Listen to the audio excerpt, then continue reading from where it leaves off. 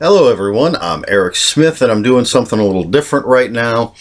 It's October 1st and I'm doing the 31 Days of October movie challenge. I don't know if that's a real thing or not. But I'm watching a horror or horror related movie every day during October.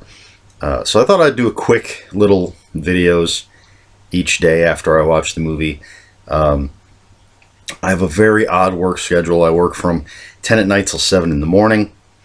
And I work 2 days and then have a day off, then work a day and then a day off, and then work a day and a day off. So it's going to be a little difficult, a little more difficult than last year.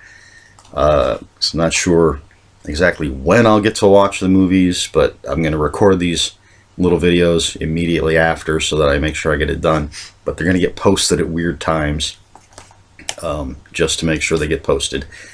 Watching a horror movie every day. I'm going to stretch the definition of horror, I think, a little bit, because I'm not sure I can find 31 straight-up horror movies that I want. Well, I could, but I've seen so many already. And I will be rewatching some. Definitely be rewatching some of my favorites. I'll watch whatever I can find on Netflix. If something comes on the Sci-Fi Channel or AMC or whatever, at an opportune time, I'll watch that. But like last year, I watched an Elvira movie. You can't call that horror. It's straight up goofy comedy, but it has those elements. Elvira's a horror hostess, so right off the bat, like I said, it's horror related.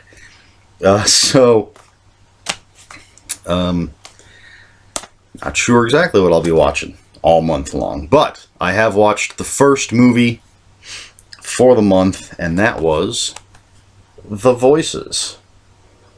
This movie, I believe, came out in 2014. That's what it says on the box anyway. It was directed by, and pardon me for mangling this name, but it was directed by Marjane Satrapi. No idea if that's even close to how you pronounce it. She's probably best known for Persepolis, which was a graphic novel she created, and then I believe she directed the movie and was even nominated for an Oscar, if I'm not mistaken. So she directed this. It was written by Michael R. Perry, who's done a lot of TV work and created the TV show The River, and has a story credit, I believe, for Paranormal Activity 2. A movie I've never seen. I've never seen any of the Paranormal Activity movies. So it stars Ryan Reynolds, Gemma Arterton, and Anna Kendrick, or Anna Kendrick. Not sure. And it is about a guy named Jerry who has a cat and a dog who talk to him. And things go wrong and people die, and it's a weird, funny, tragic, slightly violent little gem of a movie. Now, I'm a Ryan Reynolds fan. Not everything he does is great. Green Lantern wasn't great, but I don't think that's Ryan Reynolds' fault. I think there were a lot of other factors involved. But I like his comedies for the most part. And I think he really does drama well. And we get to see that, both sides of that here. He really does well as the awkward, just sort of outsider character. If you've seen Just Friends, when it gets to that point where he's sort of reverted back to his high school persona, that awkwardness, really crank that up to 11 in this movie. But he does it so well. And, for someone who can play the just great looking, charismatic leading man, he really can do this awkward stuff really, really well. And then he can turn on a dime and play something else, which happens a few times here. So I think Ryan Reynolds does a fantastic job as Jerry, the guy with some problems that we will learn about through the course of the movie. Gemma Arterton also does a great job. She's very, very funny. I haven't seen really anything with her. I've seen a bit of Clash of the Titans, but I've never seen like Hansel and Gretel Witch Hunter or Quantum of Solace, I believe. Quantum of Solace, I believe, is the Bond movie she was in. She's done all sorts of stuff, but I don't really think I've seen too much of it. I had to look her up. I knew that I knew the name, and I knew that I knew the face, but I just couldn't have told you what I knew her from. But I'm certainly going to remember now. And Anna Kendrick. I've never seen Pitch Perfect. I've seen Up in the Air, I think is the George Clooney movie that she's in. I've seen that. She was good in that. I think she's very good in this. The cast all around is a really good cast. The movie is beautiful when it needs to be beautiful and sort of ugly when it needs to be ugly. Normally I'm a fan of straightforward storytelling. I don't need all sorts of fancy stuff, but the color palette, the cinematography, the direction, the camera angles, and everything, it works because for the majority of the movie we're sort of seeing through the eyes of the Ryan Reynolds character, and he doesn't really see the world the way it actually is, I guess is the best way to put it without giving anything away. So these sort of bright, garish colors at certain times and these things that we see,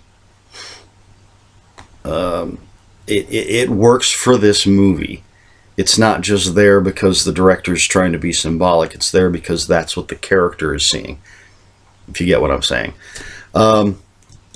So I like that. I'll tell you, this movie really reminded me of movies like May and Roman, which are both by Lucky McKee.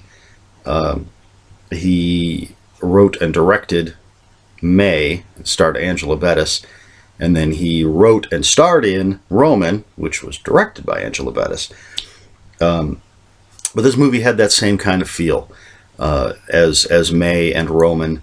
The Nines, which is another movie starring Ryan Reynolds. That's sort of this low budget, quirky, weird,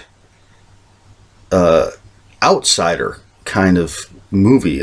In all three, in May, Roman, and this, the main character is an outsider. Someone who wants to belong but just does not fit in. Which may be the main reason that I got the same feeling from this that I got from those. I love May. It's one of my favorite movies. So obviously I very much enjoyed this movie. Again, this is where I'm stretching the boundaries of what horror is, because you can't pigeonhole this movie. It's funny, but it's not just a comedy. Some horrible things happen, but it's not just horror. It's not a drama. It's its own thing, but it does have a talking dog and a talking cat and some blood and violence. So I'm counting it for my horror movie, my first one for October. And so that's The Voices. I give it 8 out of 10 talking animals, and I think that was a pretty good way to start October.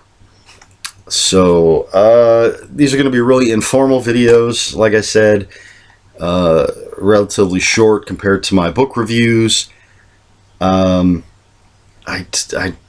don't think I'm going to have any type of graphics at the beginning or at the end or anything. It's just going to be sort of me talking to the camera. It's not part of the low budget review show, so I'm not going to have that at the beginning of it. So just me talking to you about whatever movie I've just watched. And I just hit the 10-minute mark, so that's not horrible. The rest of these should be shorter than that, because this is the only time I'm going to talk about what I'm doing. So all that stuff about what horror means and what I'm going to watch and all that won't be in the rest of them.